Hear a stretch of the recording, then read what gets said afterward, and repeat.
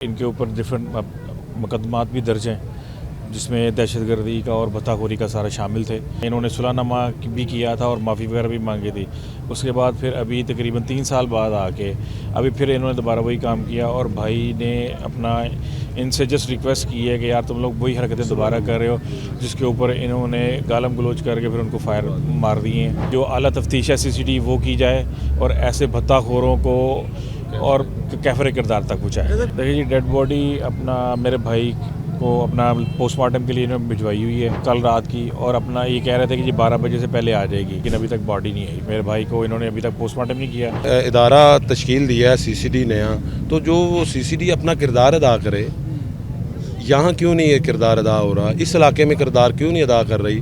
कोशिश कर रहे हैं हम इंशाल्लाह कि जो कल्प्रेट्स हैं उनको हम पकड़ेंगे और हम इंशाल्लाह उनके पीछे हैं। हमारी टीमें भी लगी हुई हैं। अब एक जो हादसा हुआ है बिल्कुल हुआ है, हमें उसका अफसोस है, ये नहीं होना चाहिए था। पुलिस इधर एंगेज रहेगी तो पुलिस दूसरा काम कैसे करेगी? आप क्या चाहते हैं पुलिस इधर एंगेज रहे और वो जो टीमें ऑलरेडी हैं मज़ीद टीमें हम रवाना ना करें? पुलिस को अगले प्रोसेस में एंगेज होने देना। वो घर सरकारी स्कूल है जिस घर में वो रह रहे हैं और पिछले 40 साल से उसकी FIR भी दर्ज है पिछले 40 साल पहले की, और आज तक अहले इलाका वो सरकारी स्कूल उनसे वागजार नहीं गवर्नमेंट करवा सकी और ना ही अहले इलाका उस पर कुछ कार्रवाई करवा सके हैं। जी बिल्कुल, इस वक्त जो है वो मैं जल्लो मोड़ पे मौजूद हूँ, जहाँ पर गुज़िश्ता रात जो है वो एक इंतहाई अफसोसनाक वाक़या जो है वो पेश आया है। यहाँ पर अलमारूफ वादो ग्रुप की जानिब से, जहाँ पर कई सालों से जो है वो भत्ताखोरी का बाज़ार जो है वो गर्म किया गया था, वहीं पर कल इमरान आरिफ नामी ताजिर जो है वो उनको कत्ल किया गया, जिस पे यहाँ पर तमाम अहले इलाका, उनके तमाम अजीज़ व अकारिब और यहाँ पर राशिद भट्ट साहब जो कि अब ताजिर रहनुमा है वो एहतजाज पजीर हैं।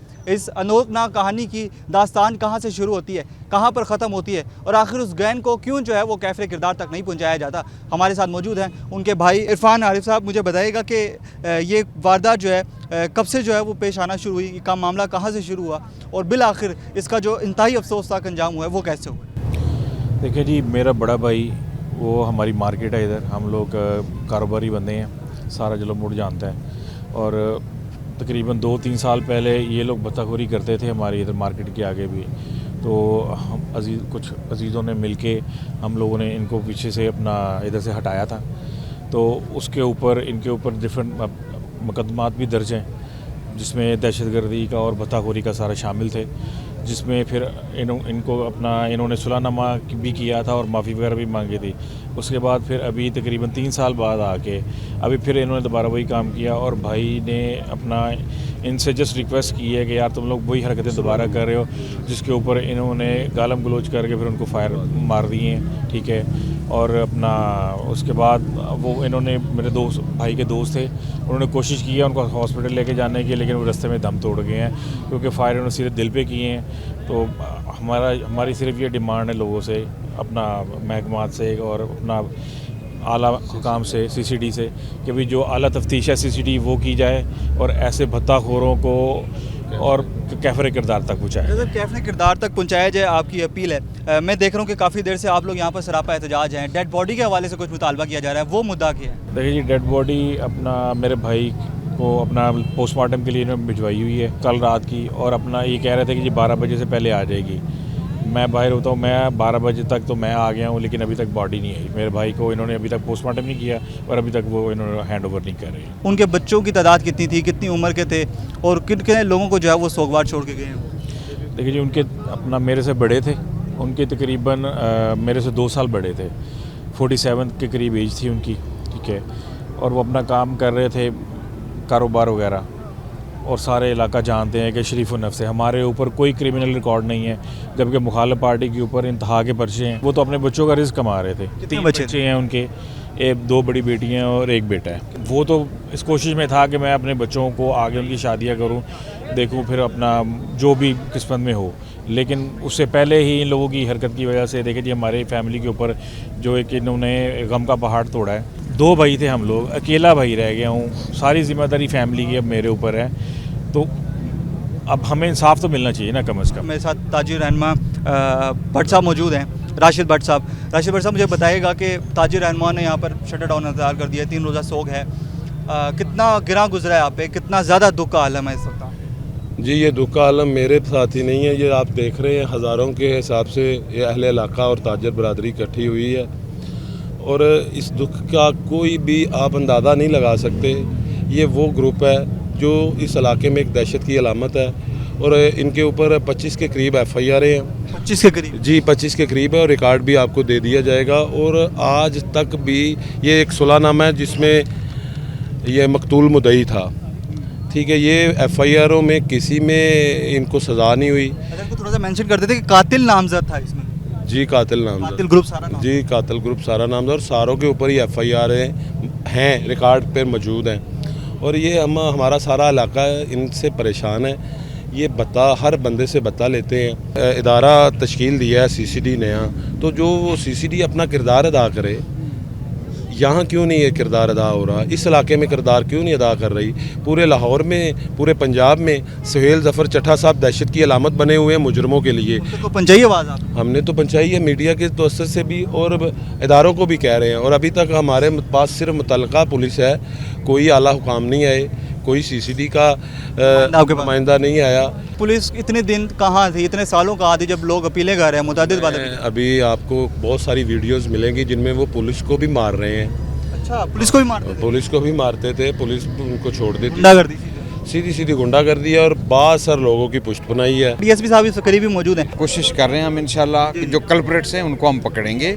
ऐसा नहीं हो सकता कि उनको ओवरलुक किया जाए और ऐसा नहीं हो सकता कि हमारी इखलाकी ज़िम्मेदारी है, हमारी सरकारी ज़िम्मेदारी है, हमारी मजहबी ज़िम्मेदारी है। अल्लाह ने हमें ज़िम्मेदार यहाँ पे बनाया है और हम इंशाल्लाह उनके पीछे हैं। हमारी टीमें भी लगी हुई हैं। अब एक जो हादसा हुआ है, बिल्कुल हुआ है, हमें उसका अफसोस है। ये नहीं होना चाहिए था। एक इंसान की जान लेना पूरी इंसानियत की जान लेने के बराबर है।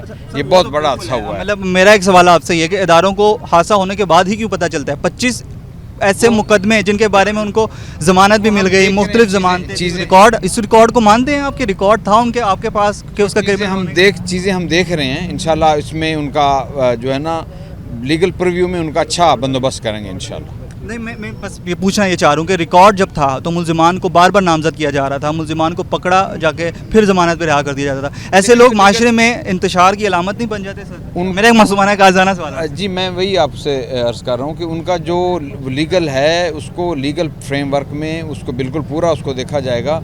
इसमें हम कोई आउट ऑफ द वे बात नहीं कर सकते। इंशाल्लाह उसको हम अच्छी तरह उसका करेंगे। बॉडी के हवाले से अब तक डेड बॉडी नहीं दी जा रही, क्या मुद्दा है? ये हम आपसे क्लियर करना चाहेंगे। उनका इल्ज़ाम आप पे है कि पोस्टमार्टम के लिए आप लेकर गए, जब पोस्टमार्टम के लिए लेकर गए तो अब तक आपकी जानिब से उनको दी नहीं गई। पोस्टमार्टम हो गया और परहैप्स मैंने अभी कंफर्म किया है तो शायद मुकम्मल हो गया या होने वाला है। तो डेड बॉडी रवाना होने वाली है, वो आने वाली है। वो आप कह रहे हैं कि एहतजाज, वो कह रहे हैं कि हमें एहतजाज नहीं करने दिया जा रहा, हम एहतजाज के लिए बॉडी रखना चाह रहे हैं, हमें बॉडी रखने नहीं दी जा रही। इस हवाले से आप लोगों ने क्या लाया अमल अपनाया या आप लोगों की इनसे क्या एक रिक्वेस्ट है या एक दरख्वास्त? देखें जी, हमने इनसे जो रिक्वेस्ट की है, हमारे स्टेक होल्डर्स हैं, यहाँ पर लोग हैं, ये सारे हमारे अपने लोग हैं, ये इनको हमने कोई किसी किस्म के प्रेशराइज नहीं कर रहे।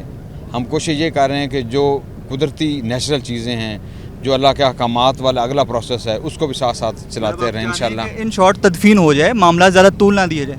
देखिए भाई, ये एक मॉरली हमें इस चीज़ को समझना चाहिए। इसका बेहतर हाल यही होता है। बाकी चीज़ें हम बैठे हुए हैं, हम जिम्मेदार हैं, हम करेंगे इंशाल्लाह। वो कहते हैं CCD आए, सुहेल ज़फ़र चट्टा साहब बजाते खुद ना आ सकें तो कोई अपना नुमाइंदा ही भेज दें, क्या कहेंगे?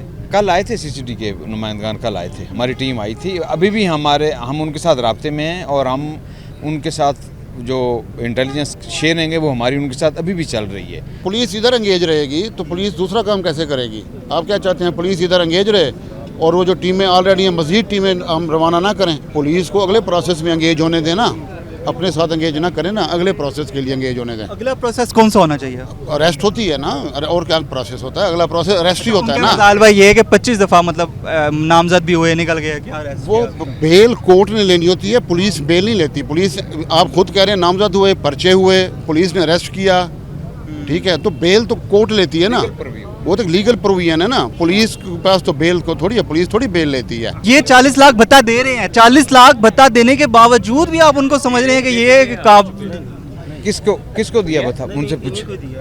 वो ये कातिल ग्रुप जो है ना, जिनको नहीं दी है, कंप्लेन की है, बड़ा कुछ किया, 5 साल केस लड़ा लेकिन कुछ हासिल नहीं हुआ। 5 साल। वो घर सरकारी स्कूल है जिस घर में वो रह रहे हैं और पिछले 40 साल से उसकी FIR भी दर्ज है, पिछले 40 साल पहले की। और आज तक अहले इलाका वो सरकारी स्कूल उनसे वागजार नहीं गवर्नमेंट करवा सकी और ना ही अहले इलाका उस पे कुछ कार्रवाई करवा सके हैं। देखें बारी साहब, मेरी आपसे एक पर्सनल रिक्वेस्ट, मतलब पर्सनल रिक्वेस्ट क्या, मतलब अब हम एक एज अ शहरी में पूछता हूँ कि हमारे जानो माल क्या महफूज है?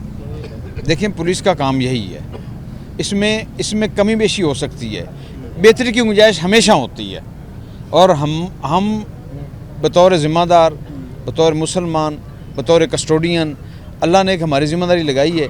हम हत्तुल विसा अपने जितने वसाइल हमारे पास हैं, हम फिज़िकली मेंटली पूरी कोशिश से हम करते हैं कि हम इनके साथ। कब तक पहुँचा देंगे कैफे किरदार तक? देखें पुलिस ने अपने कानून के मुताबिक अरेस्ट करना है, कोर्ट में ले जाना है। देखें आपको पता है कि अगले लम्हे क्या होना है? मुझे नहीं पता, ये डरा रहे हैं वैसे आपके। नहीं मेरी बात सुना ना, गायब हमारी एफर्ट होती है और सिंसियर एफर्ट होती है। मैंने आपको एक हम्बल रिक्वेस्ट की है कि पुलिस को आप यहाँ पे रोड पे एंगेज ना करें, ठीक है? पुलिस को काम करने दें और फिर अगले 24-36 घंटे में रिजल्ट देखें, बस। आपका इनसे मुतालबा। चलें देखिए, मुतालबात हो गए, हमने उस सब चीज़ों को दिखा दिया, बात कर ली। अब बात ये है कि कितना जो है वो ये मामलात अपने इख्तितामी दर्जे को पहुँचते हैं। ये मामलात पुलिस हुकाम के हवाले हैं, इनके हवाले हैं। हम यहीं पर मौजूद हैं, आगे देखते हैं कि क्या होता है। जी।